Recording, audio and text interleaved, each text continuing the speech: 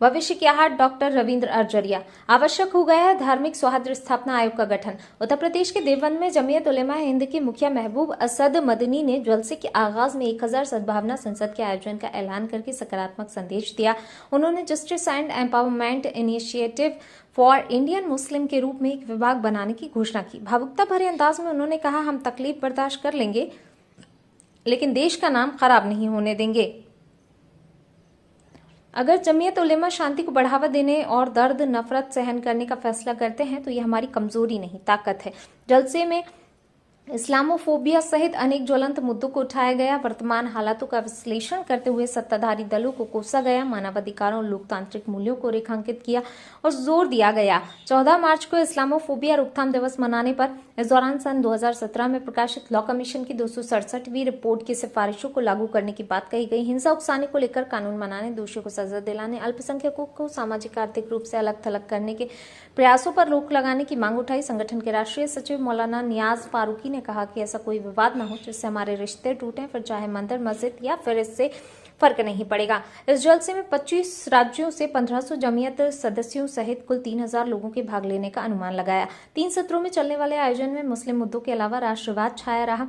भावुकता भरे वक्तव्य दिए जाते रहे। अप्रत्यक्ष में भाजपा सरकारों को कोसा जाता रहा। यदि इस तरह के प्रयास धरातल पर साकार होते हैं तो निश्चित मानिए कि हिंदुओं की धर्म संसद में भड़काऊ भाषण देने वालों पर भी लगाम कसते देर नहीं लगेगी।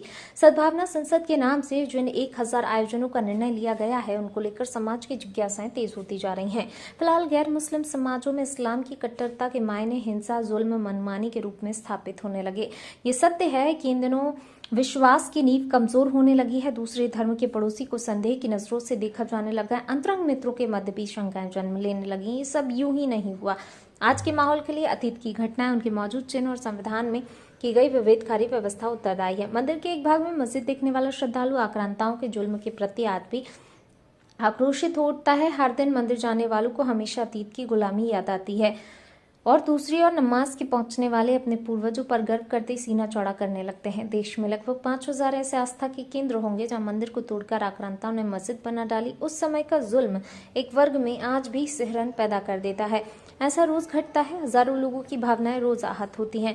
इन मुद्दों को स्थायी और सर्वसामान्य समाधान होना आवश्यक है, जो कि मिल बैठकर ही ढूंढा जा सकता है। मगर मंशा पारदर्शी होनी चाहिए, नियत साफ होनी चाहिए, होना चाहिए दूसरे के प्रति सम्मान की भावना। केवल मथुरा, काशी या बोध जैसे कुछ स्थानों को न्यायालय में पहुंचाने वाले आगे चलकर अन्य स्थानों को भी प्रकाशित करेंगे। सरकार को देश में आपसी भाईचारे की मजबूती के लिए सभी धर्मों के सकारात्मक सोच रखने वालों को चिन्हित करके धार्मिक सौहार्द स्थापना आयोग का सीमित समय हेतु गठन करना चाहिए, जो अपनी संख्या निर्धारित समय में सरकार के खुले में पटल पर रखें। रोज रोज की आहत होती भावनाओं का जब तक स्थायी समाधान नहीं निकलेगा तब तक हमेशा के लिए अपनेपन की गंगा जमनी संस्कृति की स्थापना असंभव नहीं तो कठिन अवश्य है। देश के बंटवारे के समय इन मुद्दों पर विचार करना चाहिए था। गुणोत्तर दर से बढ़ने वाली आस्था की भावनाओं के पटच्छेद पर विचार किया जाना चाहिए। संविधान का निर्माण समय समय पर तुष्टीकरण हेतु बनाए जाने वाले कानूनों के समय के साथ वह मनुष्यता के पांव फैलाए हैं। सीमा पार से किए जाने वाले षड्यंत्रों के बाद अभी परिस्थितियां नियंत्रण में है। देवबंद जलसे के सकारात्मक पक्षों को रेखांकित करते हुए अन्य विवादित कारकों को हाशिए के बाहर करना होगा। आयोजन में आपसी सौहार्द का वातावरण निर्मित करने के लिए आधारशिला रखी गई, मगर इस शिला में भी छेद करने वाले अपने नए षड्यंत्र की परिणति हेतु निश्चित ही सक्रिय होंगे। खासतौर पर सीमा पार के आकाओं का टुकड़ाखोर चमचों की जमात नए निर्देश पाकर जलसे की सकारात्मकता को तार तार करने की फराक में हो गया। लाल सलाम करने वाले स्वयं भू बुद्धिजीवियों की टुकड़ी अपनी अलग खिचड़ी पका रही होगी।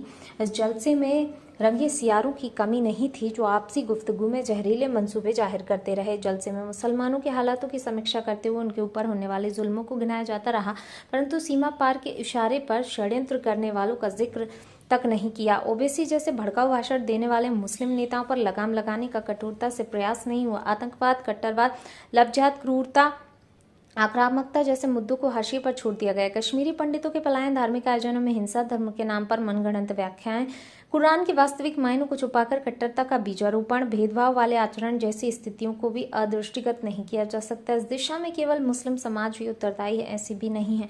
क्रूर कट्टरता का उन्माद फैलाने वाले सभी धर्म के लोगों को चिन्हित करके उनके विरुद्ध प्रत्यक्ष रूप में तत्काल कड़ी कार्रवाई की जानी चाहिए। यही मौका है जब सरकार देवबंद जलसे के राष्ट्रवादी परिणामों की रोशनी में धार्मिक सौहार्द स्थापना आयोग का गठन करके सबका साथ, सबका विकास और सबका विश्वास प्राप्त कर ले। इस बार बस इतना ही। अगले सप्ताह एक नई आहट के साथ फिर मुलाकात होगी। डॉक्टर रविंद्र अर्जुन।